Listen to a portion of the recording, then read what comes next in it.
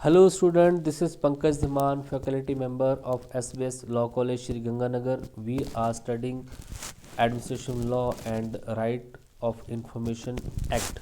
And next question is, what is Droit Administrative? तो Druitt administrative क्या है, इसको पढ़ेंगे हम। देखिए, ड्रॉइट एडमिनिस्ट्रेटिव एक्चुअली ये सिस्टम फ्रांस में था। फ्रांस में जो है एडमिनिस्ट्रेटिव लॉ जो था उसका बेसिकली उस सिस्टम को जो है ड्रॉइट एडमिनिस्ट्रेटिव वहाँ पे बोला जाता था। Druitt administrative is an unique administrative judicial system in France. तो फ्रांस में जो ये जो एडमिनिस्ट्रेटिव जुडिशियल सिस्टम था उसको ड्रॉइट एडमिनिस्ट्रेटिव बोला जाता है। Its origin is related with the ancient time. इसका जो शुरुआत थी बहुत पुराने टाइम से हुई थी। In the beginning there was no central judicial system in France whose jurisdiction extend to the whole of the country. France में ऐसा कोई सेंट्रल जुडिशियल सिस्टम नहीं था जो कि पूरी कंट्री में फैला हुआ था। सेंट्रल जुडिशियल सिस्टम कोई नहीं था। There was a back of such judicial system till 1789 AD French revolution. तो एक्चुअल में ये जो सिस्टम जो है 1718 वार के जो फ्रेंच रेवोल्यूशन हुआ था, फ्रांस की जो क्रांति हुई थी तब आया था। There was no legislature like British parliament. तो वहाँ पे कोई विधायिका भी नहीं थी ब्रिटिश पार्लियामेंट की थ्री। As a result administration ruled public. तो इसका रिजल्ट क्या था कि जो प्रशासक थे वो पब्लिक को रूल करते थे। Public was completely dependent on the administration. Civil court has no jurisdiction. तो पब्लिक जो थी वो टोटली डिपेंड थी एडमिनिस्ट्रेटिव सिविल कोर्ट पे। और सिविल कोर्ट के पास जहाँ पे जुडिक्शन नहीं होता था एडमिनिस्ट्रेटिव मैटर से related. Later simultaneously two type of courts were establish. तो फ्रांस की क्रांति के बाद जो है दो तरीके की कोर्ट वहाँ पे बनाई गई, general courts and administrative courts. तो देखिए, administrative court were called the droit administrative, और इन्हीं एडमिनिस्ट्रेटिव कोर्ट को वहाँ पे क्या बोला जाने लगा, ड्रॉइट एडमिनिस्ट्रेटिव बोला जाने लगा। देखिए, पहले वहाँ पे जनरल कोर्ट्स ही होती थी जिनके पास एडमिनिस्ट्रेटिव से रिलेटेड मुद्दे की पावर्स जो वहाँ पे जुरिसडिक्शन नहीं होता था।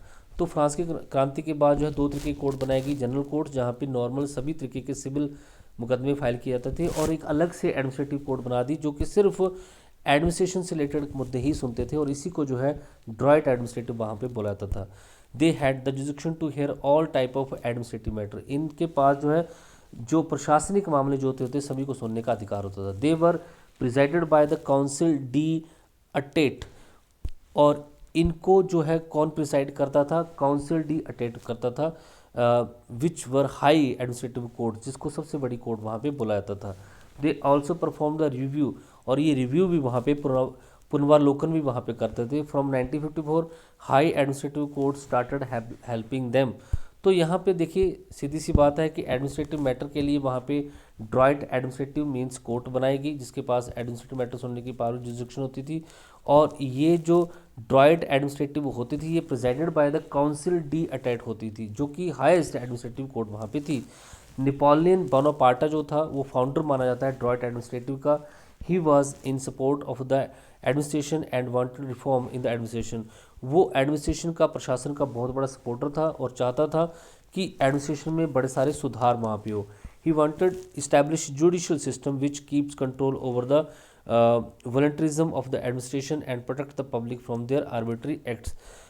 वो चाहता था कि एक यहाँ पे लॉ बने, एडमिनिस्ट्रेशन जो एक्ट है उसको वहाँ पे कंट्रोल किया जा सके, और जो एडमिनिस्ट्रेटिव एक्ट जो है मनमाना काम जो होता है प्रशासन का उसको वहाँ पे रोका जाए। As a result droit administration was establish, और इसलिए जो है वहाँ पे ड्रॉइट एडमिनिस्ट्रेटिव बनाया गया था जिसको एडमिनिस्ट्रेटिव कोर्ट जो वहाँ पे बोला जाता है।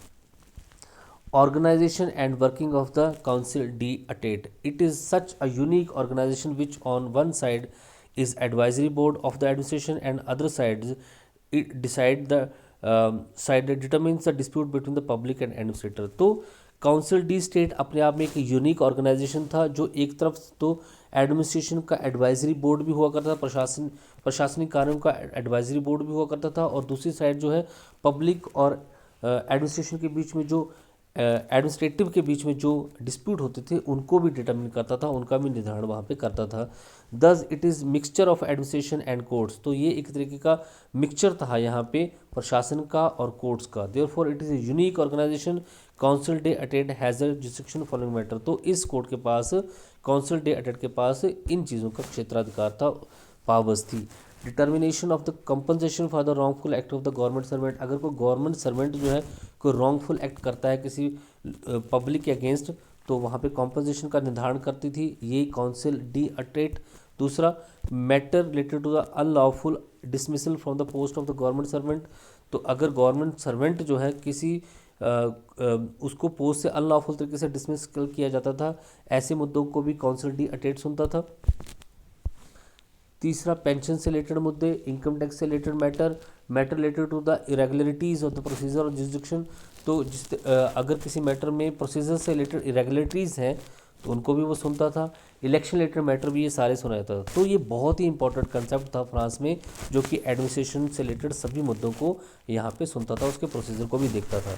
दस the jurisdiction of the council de etat had been vast administration matter remain fully under the jurisdiction. General courts have no more control or interference over the administration. General court जो होती थी उनके पास इस काउंसिल डी अटेट या Druitt administrative जो court थी, administrative court थी, उन पर किसी तरह की कोई भी कंट्रोल नहीं था, कोई भी इंटरफेरेंस वहाँ पे वो नहीं कर सकते थे। When any dispute arise between the general court and administrative courts. लेकिन ये भी पॉसिबल था कि कई बार जो है डिस्प्यूट जो है जनरल कोर्ट और एडमिनिस्ट्रेटिव कोर्ट के बीच में हो जाए। Then they are solve by the conflict tribunal.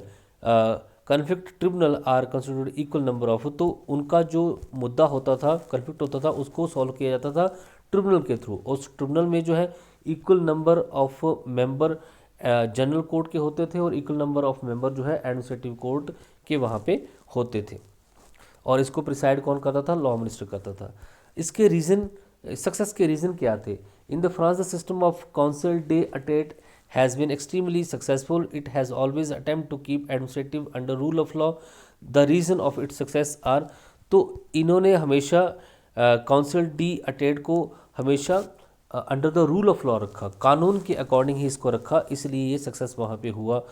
Structure of the working of the council de etat. इसके सक्सेस होने का कारण सबसे पहले इसका स्ट्रक्चर था, इसकी वर्किंग थी, एडजुडिकेशन लॉ था, comfortness and simplicity of available remedies in the administrative court. और आराम से जो है बड़ी सारी रेमेडीज़ वहाँ पे एडमिनिस्ट्रेटिव कोर्ट में मिल जाती थी। स्पेशल प्रोसीजर वहाँ पे फॉलो किया जाता था। Nature of fundamental laws being made available, और सारे फंडामेंटल लॉ वहाँ पे एप्लीकेबल वहाँ पे किए जाते थे, इसलिए जो है इतना सक्सेस वहाँ पे हुआ। प्रोफेसर गार्ने के according, while accepting the success of council de etat, said that the it had been successful in keeping the administration under the rule of law। सबसे बड़ा जो इम्पोर्टेंट इसका सक्सेस होने का जो कारण था वो एडमिनिस्ट्रेशन को जो है रूल ऑफ लॉ के अंडर रखना ही था वहाँ पे। प्रिंसिपल ऑफ ड्रॉइट एडमिनिस्ट्रेटिव, क्या सिद्धांत थे ड्रॉइट एडमिनिस्ट्रेटिव के? इन कोर्ट्स के सिद्धांत क्या थे? फ्रॉम टाइम टू टाइम जजेस of the administrative courts propounded the principle of droit administrative।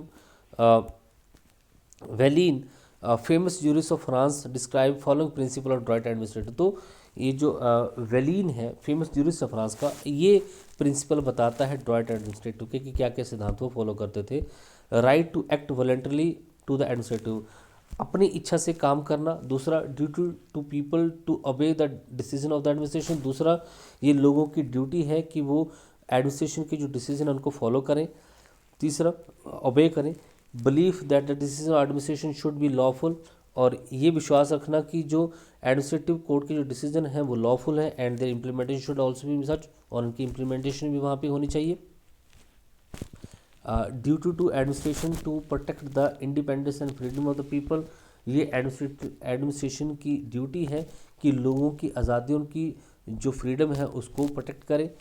Hope of origin of special administrative jurisdiction, इसके अलावा नई एडमिनिस्ट्रेटिव जुरिसडिक्शन क्षेत्राधिकार के ओरिजिन वहाँ पे करें। Varian says about the tribunal jurisdiction that the people say it the administration jurisdiction because it is related to the supreme decision taken by the council de etat, again which appeal could be filed or review could be applied by the public. और इनके decision के against बहुत important बात की कि आप एक review भी वहाँ पे ले सकते हैं, जुडिशियल रिव्यू मीन्स कोर्ट में भी जा सकते थे। Dicey had said that the droit administrative based on the two principle. England के फेमस जूरिस्ट हैं डाइसी, जिन्होंने एक्चुअली में ड्रॉइट एडमिनिस्ट्रेटिव को जो है क्रिटिसाइज ही किया था। उनके अकॉर्डिंग ड्रॉइट एडमिनिस्ट्रेटिव का जो है दो बेस प्रिंसिपल हैं। Discretion provided to the state and administrative adversely to the public right.